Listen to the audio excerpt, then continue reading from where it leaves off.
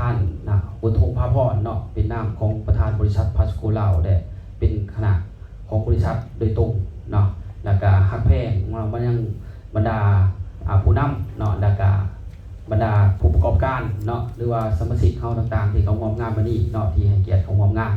แล้วก็ในการร่วมงานเท่านี้เนาะก็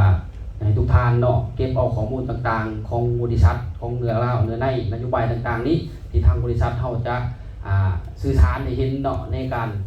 เคลื่อนไหวเนาะตัวสินค้าดีแบบใดเนาะซึ่งว่าบริษัทเขาก็มีตัวสินค้ามี2อย่างเป็นหลักเนาะสิเป็นทางการเกษตรกับเรื่องราวของปุ๋ยเนาะอันที่2มากแม่นเรื่องราวของสุขภาพเนาะมี2อย่างหลักๆแต่ว่าเฮาสิเก็บกำเอาบริบทตัวใดเข้ามาเป็นส่วนหนึ่งของทางกายส่วนหนึ่งของตัวเกิดว่าตัวพื้นเฮาเนาะก็พยายามจดแต้มไปนำกันเนาะซึ่งว่ามื้อนี้มีทางวิชาการเพิ่นน่าจะการเตรียมข้อมูลที่ว่าครบเสร็จเนาะเฮาก็จดแต้มส่วนใดที่ขาดก็ไปเติมใส่เนาะตัวใดที่มันหล่นก็ตัดออกมันสินักสมองเอาสมองงามกับเมื่อเนาะในการเคลื่อนไหวของเฮาแหละเนาะในการเคลื่อนไหวเนาะตามพื้นที่ของเฮาหั่นเนาะสันก่อนจะเข้าในของงานเนาะข้าพเจ้าก็สิเกินให้เห็นเนาะว่าที่ไปที่มาการบ่เกิดของบริษัทพัสกูลาวเฮามาแบบใดเนาะเบื้องต้นในรูปแบบของบริษัทเฮานี้เนาะและการบริษัทเฮาเริ่มเติบโตเป็นจังไดเนาะอยากให้ทุกท่านมีความเข้าใจเนาะว่าบริษัทพัสโกเนาะมันเป็นบริษัทบ่แม่นว่ามาลำมาลอยเนาะเป็นบริษัทที่ว่ามีขอบเขตมีกระบวนการในการขับเคลื่อนเนาะมีโอกาสจะตั้งเนาะมีบรรดาภาคส่วนที่เขาร่วมงานของเฮาทุกงานโดยที่ว่ามีภาครัฐเขาร่วมเนาะซึ่งว่ามื้อนี้แหละทุกท่านก็จะได้ฮู้บรรดาเนื้อในต่างๆของเฮาเนาะที่จริงบริษัทเฮาซื้อบริษัทพัสโกลาวเนาะ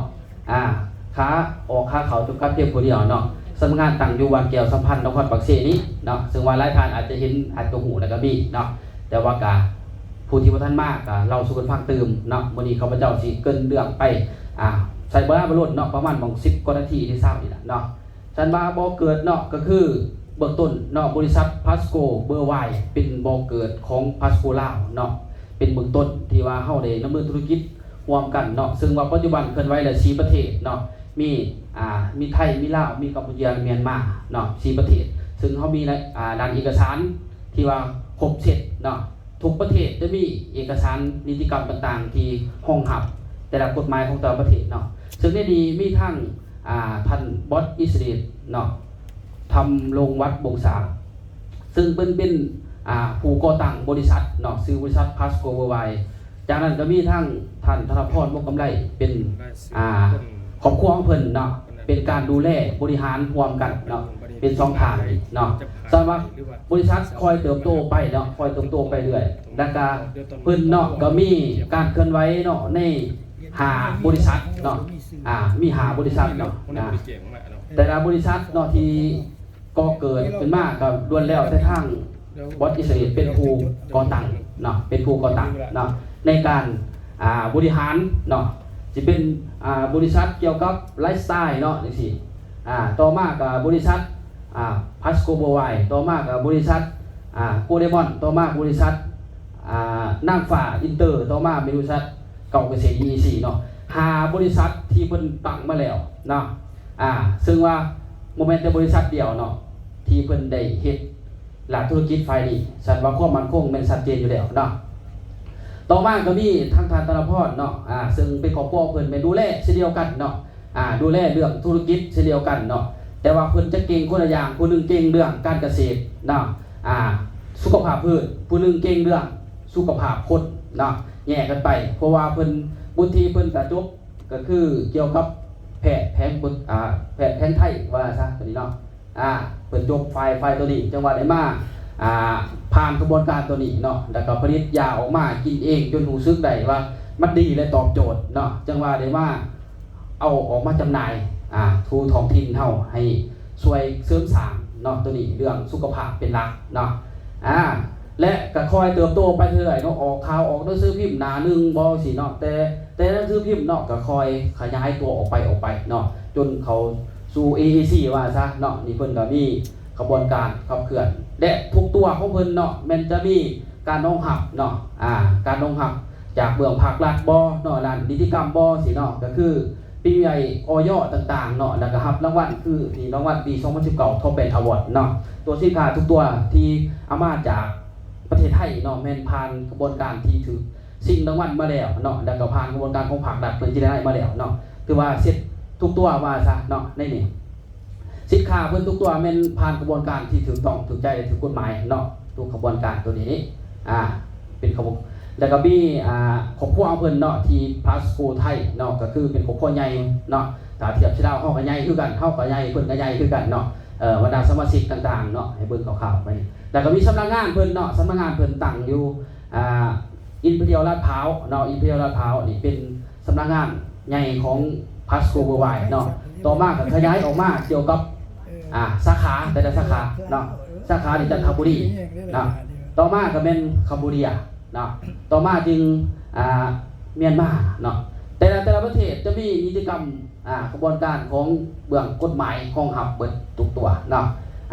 ต่อมาก็เป็นประเทศลาวเฮาเนาะซึ่งประเทศลาวเฮาซื้อบริษัทพาสโกลาวเข้าออกเข้าจำกัดเพียงผู้เดียวเนาะแล้วก็มี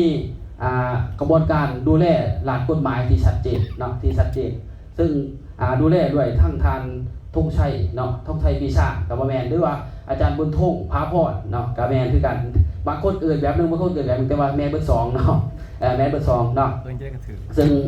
ผู้นำพิสอบนี่ก็เป็นใบทะเบียนพังลาวเฮาถูกต้องตามกระบวนการเนาะทุกกระบวนการเลยเนาะเป็นทะเบียนวีซ่าอังกฤษใบอนุญาตเรื่องธุรกิจต่างๆของเฮาเนาะการเสียอากรของเฮาทุกเรือนเนาะทุกเรือนแล้วก็มีการประสานสมทบกับภาครัฐเฮาทุกกระบวนการเนาะสิเป็นทั้งอากรสิเป็นทั้งที่ปรึกษาบัญชีเนาะการสรุปบัญชีทุกเรือนทุกไตรมาสเนาะแล้วก็ทุกปีเฮาได้สรุปเนาะแต่ละปีมันก็เป็นการสรุปตามขั้นตอนเนาะแล้วก็มีการอนุญาตจากเจ้าหน้าที่ทุกกระบวนการเนาะมีการติดตามบัญชีแล้วก็ตัวสำคัญเนาะการติดตามสืบปุ๋ยเนาะให้เข้าใจว่าต้องมีกระบวนการตัวนี้คือใบทะเบียนทุนเด้อใบทะเบียนทุนคันบ่มีใบทะเบียนทุนคือคนนั้นแม่นบริษัทนั้นบ่สามารถเข้าร่วมเกินว่าถูกต้องตามกฎหมายได้แต่ว่าปุ๋ยดีก็อย่าให้เข้าใจเด้อปุ๋ยดีก็อย่าแต่ว่ามันต้องมีกระบวนการกฎหมายของหับเนาะคันกฎหมายของหับแสดงว่าเขาสามารถดุ้งเปิดหน้าขายได้เลยทุกกระบวนการเนาะอยากให้ทุกท่านเข้าใจนี่คือเขามีใบทะเบียนทุนที่ห้องหับเบิดเนาะผ่านจากกรมเกิดว่ากรมทะเบียนทุนต่างๆเนาะแล้วก็เขายังมีโครงการจะตั้งตามกระบวนการของภาครัฐเช่นเดียวกันเช่นมีประธานห้องประธานมีพอต่างๆแล้วก็อนุกรรมการเฮาแต่ละภาคส่วนเนาะนี่เป็นโครงหางของเฮาแบบเดียวกับภาครัฐทุกท่านเนาะเช่นเดียวกันเนาะสันว่าดีกรีของประธานเนาะเพิ่นก็จุกมาบ่ธรรมดาเด้เนาะอาจารย์บุญทุ่งพาพรเนาะสันจะว่าคนธรรมดาที่บ่ธรรมดาเนาะหลายท่านอาจจะเห็นอาจจะหูเราเนาะบางครั้งก็แนมเบิ่งคือคนธรรมดาแต่ว่าในมันสมองของเรามันบ่ธรรมดาเนาะแนมเจียให้เป็นเงินได้เลยบ่แม่นเสกได้ทุกท่านเด้อเกินว่าเจรไนกับกบคิดเนาะสามารถเกินว่ามิกอันเดียวสามารถขายได้5คนได้มิกอันเดียวเนาะอันนี้ไปศึกษาตื่นมาแนวไหนเนาะแต่ว่าเราบ่ธรรมดาที่เนาะทุกท่านเนาะสำหรับตอนนี้เราจบมาจากไสเนาะที่จริงดีกรีเพิ่นเนาะเบื้องต้นเราก็จบเกี่ยวกับคู่เอาง่ายซะเนาะดีกรีเพิ่นคู่ได้สันสูงนะครับเพิ่นส่วนใหญ่บอกภาษาลาวบ่ค่อยเก่งแต่ก่อนเด้อแต่มาอยู่นำข้าพเจ้าแล้วบอกเป็นแน่เนาะเป็นอย่างเพราะว่าส่วนใหญ่เพิ่นอยู่กับต่างประเทศอยู่กับต่างประเทศเนาะเพิ่นตะกี้เพิ่นเป็นอำนวยการสอนโรงเรียนวงเดือนหลายท่านอาจจะฮู้เนาะวงเดือนบอกเกี่ยวกับภาษาอังกฤษสอนโรงเรียนภาษาอังกฤษเป็นตัวเนาะข้าพเจ้าส่วนหนึ่งก็เลยไปศึกษานำเพิ่นเนาะ ABCD นะว่าธรรมดาแต่ว่าเนาะก็ได้คือว่าแต่กระบวนการที่มีเนาะแม่นเพิ่นจะดูแลเรื่องตัวนี้เมื่อก่อนเนาะเพราะว่าเพิ่นก็ได้ไปภาพปิดกรอบปิดไกด์ทุกกระบวนการเพิ่นทั่วผ่านเพิ่นเนาะตัวนี้แม่นส่วนใหญ่เป็นภาษาอังกฤษตัวนี้เนาะดีกรีของเพิ่นเนาะจบชั้นสูงแล้วก็ต่อมาดีกรีที่2เพิ่นเป็นหยังเพิ่นต้องไปจุดดีอีกเนาะจุดดีเพิ่นจบเนาะคล้ายตรงเกิดว่าแห่งประเทศไทยคนลาวคนไทยมิตรแม่นประธานทุกชัยเนาะและก็น่าจะเป็นคนสุดท้ายของประเทศลาวเช่นเดียวกันที่จบตัวนี้มุ้ยไผที่ไปจบตัวนี้เนาะจบคล้ายตรงคือเฮาจังซี่แหละกระบวนการตัวนี้เนาะเป็นหลักกระบวนการตัวนี้เนาะซึ่งว่าขายตรงแห่งประเทศไทยและในใบคือใบประกาศกอแมนเนาะในใบประกาศกอแมนเนาะที่เพิ่นได้ตัวนี้เข้ามา จึงว่ามีการขยายไปในเรื่องหลังธุรกิจธุรกิจที่มีการห้องหับนะที่มีการห้องหับอันนี้คือดีกรีของประธานเฮานะ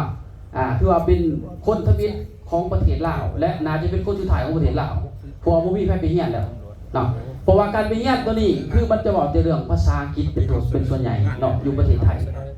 อยู่ประเทศไทยเนาะเก่งบ่ทุกท่านเก่งบ่อยู่หันขนาดว่าฟังไทยเนาะจนได้คอไปอยู่ที่เพิ่นเพราะว่าทุกบทเรียนมันบอกเรื่องภาษาอังกฤษเบิดหลักกะแก้ยังต่างๆเป็นภาษาอังกฤษเบิดเนาะแล้วเพิ่นก็เก่งเรื่องตัวนี้เนาะพอเพิ่นอยู่กับเอาง่ายก็คือเป็นไกด์กับว่าแมนช่วงโอ้หลายเนาะเพิ่นผ่านประสบการณ์10กว่าปีมาแล้วเนาะเรื่องตัวนี้สำหรับเพิ่นถือว่าเป็นคนมีบุญที่สูงกว่าซะเนาะอันนี้แม่นทางประธานเนาะอันนี้แม่นทางข้าพเจ้าเนาะข้าพเจ้าเองเนาะก็เป็นรับผิดชอบเกี่ยวกับนายบัญชีของพระสกูลาวเนาะปัจจุบันนี้ก็ยุ่งสมองอยู่เนาะนายทางว่าซะเบื้องภาครัฐก็มี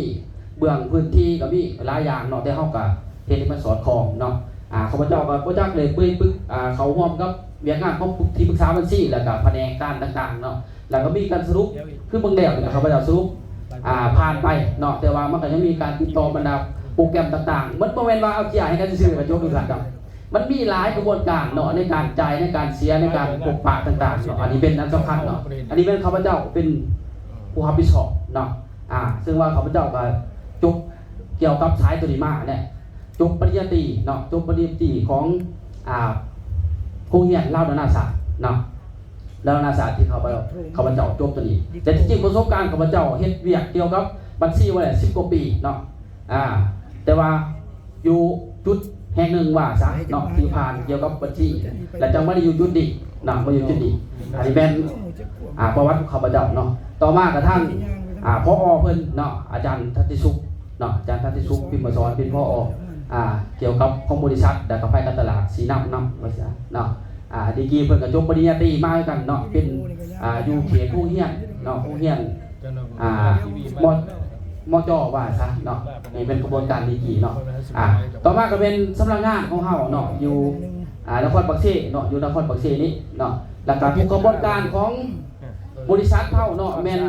ไปถูกต้องได้ไรเนาะมีการนำเสนอก่อนลงเวียกเนาะมีการลงเวียกเนาะมีการประสานตกมีขอตกลงกระบวนการขอตกลงแต่ละเมืองตรงนี้เนาะเป็นยักษ์ตรงนี้เพราะว่าเฮาถูกต้องถูกใจและถูกกฎหมายเนาะฉะนั้นเฮาไปทุกบริยางบริกลัวเพราะว่าเข้าไปถึงต้องตามกฎหมายเนาะสัดเจนทุกกระบวนการเนาะลูกแต่ละเมืองเป็นผ่านกระบวนการของภาครัฐรวมเนาะนี่เป็นเมืองปทุมพรจังซี่เนาะของความทั้งห้องของการเกษตรกรรมเนาะข้าพเจ้าก็เป็นประธานเปิดรวมเนาะต่อมาก็เมืองสระสมบูรณ์เนาะข้าพเจ้าก็เป็นประธานเปิดรวมเนาะในการเคลื่อนไหวเนาะในการเคลื่อนไหวในเมืองสระสมบูรณ์ต่อมาก็เป็นเมืองอย่างเมืองท่าแดงมีทางประธานเองไปเปิดเมื่อก่อนเนาะนี่เป็นห่วงกระบวนการและทั้งสมาชิกเข้าดูกระบวนการนี่แหละเนาะต่อมาจะเป็นเมืองปากซองเมืองปากซองแต่เขามีขอตกลงของท่านกับเมืองที่ชัดเจนจึงว่าได้ลงเคลื่อนไหวตามกระบวนการของเฮานี่เนาะในนี้เขาลงแบบใดเขาลงจะมีตัวสินค้าเนาะตัวสินค้าของบริษัทเท่านี้แหละเป็นตัวลงสิเป็นสินค้าหลักจะเป็นตัวการเกษตรเนาะตัวปุ๋ยเนาะมีปุ๋ยมีแต่ปุ๋ยหนักแล้วจากนั้นก็มีตัวสุขภาพเนาะตัวนี้มาเสริมช่วยกันเนาะของบริษัทปัตโกเนาะและก็มีอย.ทุกตัวเนาะทุกท่านน่าจะเข้าใจนะครับว่าอย.เนาะเข้าใจบ่อย.เข้าใจบ่อย.เอกสารยังยืนต่อหน้ากฎหมายเนาะสินค้าทุกตัวตรงนี้เนาะคันบางอย.บ่ถึงแสดงว่ามีความเสี่ยงเนาะแสดงว่าเฮาผ่านตัวกระบวนการตัวนี้เนาะแสดงว่านี่ตัวหลักเข้าก็คือตัวปุ๋ยเนาะปุ๋ยเก่าเกษตรนาโนนี้เนาะซึ่งมาบริแหละทุกท่านจะได้ข้อมูลความรู้เนาะเรื่องเล่าของตัวปุ๋ยมันดีอีหยังใส่แล้วเป็นจังไดเนาะแล้วก็มีข้อเคลื่อนว่าแก้ปัญหาได้แน่แล้วก็ตัวใดจุดเสียตัวใดจุดบ่เสียเนาะมันจะมีตัวนี้ไปช่วยแก้ไขแบบใดเนาะซึ่งว่ามีวิชาการเนาะช่วยจะขึ้นมาบรรยายเกี่ยวกับตัวปุ๋ยของเฮาแหละทุกท่านเนาะสิเป็นทั้งมิตรและนำเนาะนำก็มีหลายสีแก้ไขปัญหาหยังเนาะวันนี้ทุกท่านอาจจะได้ข้อมูลเป็นเต็มที่เนาะในการทำข้อมูลเนาะสันมาสินค้าทุกตัวเฮาได้ว่าดียังแน่เนาะแล้วก็มันถูกต้องตามกฎหมายของเฮาผ่านกระบวนการตัวนี้เบิดเด้อทุกท่านเนาะ